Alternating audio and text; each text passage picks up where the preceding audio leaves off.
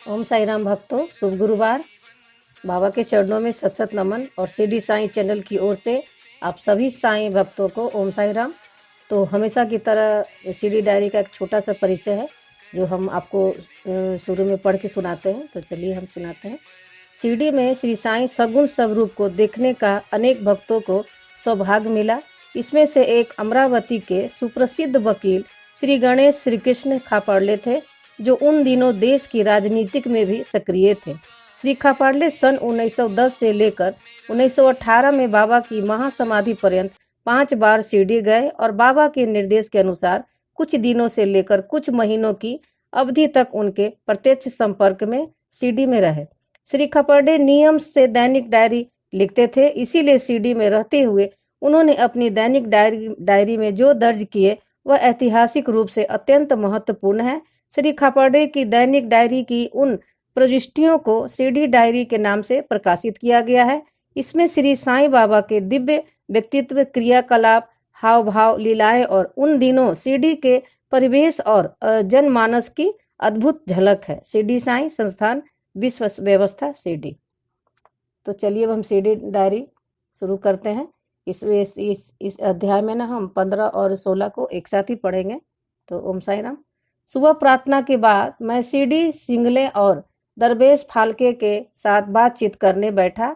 वे हाजी साहिब की कहलाते हैं। उन्होंने बगदाद, कॉन्स्टेंटिनोपल और मक्का और आसपास के स्थानों की यात्रा की है। उनकी बातचीत बहुत ही सुखद और उपदेशकारी है। साईं महाराज उन्हें बहुत पसंद करते हैं, उनके लिए भोजन भिजवाते हैं और उनका बहुत ख्याल रखते हैं। मैंने साईं महाराज के बाहर जाते हुए और बाद में फिर उनके मस्जिद लौटने पर दर्शन किए। वे बहुत ही प्रसन्न मुद्रा में थे और हम सब ने उनकी बातों का आनंद लिया। खाने के बाद मैं थोड़ी देर के लिए लेटा और फिर मेरे पुत्र बलवंत के द्वारा पढ़े गए दिल्ली के एक विवरण को सुनने बैठ गया। फिर हम लोग मस्जिद गए, साईं महाराज के आशीष प्राप्त किया और बाद में सेज आरती के लिए गए। 16 दिसंबर 1911।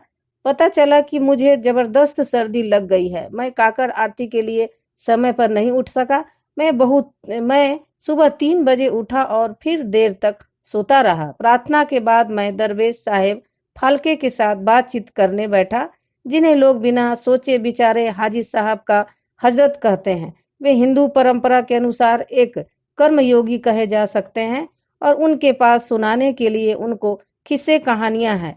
मैंने साईं महाराज के बाहर जाते हुए और बाद में जब वे मस्जिद लौटे तब दर्शन किए। वे अत्यंत आनंद भाव में थे और बातें व हंसी मजाक करने बैठे। आरती के बाद मैं हमारे ठिकाने पर लौटा, खाना खाया और थोड़ी देर के लिए लेट गया, लेकिन सो नहीं पाया।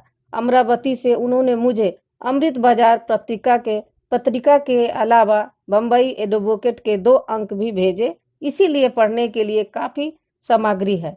स्पेशल केस के प्रस्ताव के बारे में एक तार भी मिला। 3 दिन पहले वर्धा में एक केस की पेशकश के बारे में एक तार था। मैंने अस्वीकार कर दिया क्योंकि साईं महाराज ने लौटने की अनुमति नहीं दी। आज के तार के बारे में भी वही नतीजा हुआ।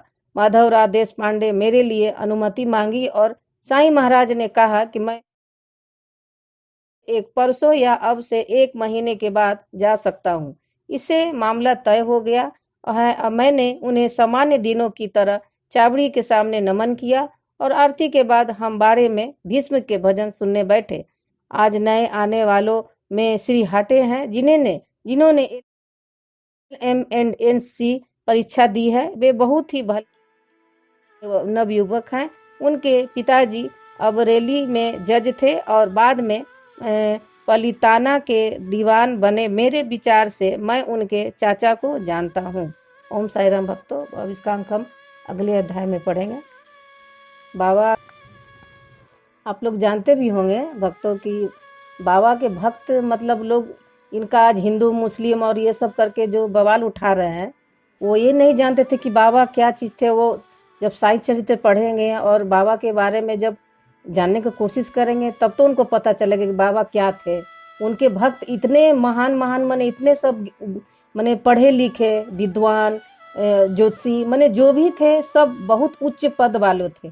एक से एक सब लोग जज थे, वकील थे, इतने बड़े बड़े लोग बाबा के भक्त थे। तो बाबा के बारे में लोग जो आजकल जो अफवाह उड़ा रहे हैं कि हिंदू मुस्लिम करके, ये सब वो बिल्कुल गलत है, ये सब नहीं करना चाहिए।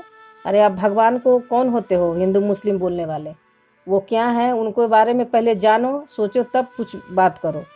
इतने पढ़े लिखे बाबा के ऐसे ऐसे भक्त थे, अंग्रेज तक इनके भक्त थे बाबा के। तो ये सब जानेंगे लोग, जो नहीं जानते तभी तो उनको पता चलेगा। ऐसे किसी के बारे में, संत के बारे में, भगवान के बारे में नहीं बोलना चाहिए। मैं यही बोलना चाहती हूँ। ओम साई राम।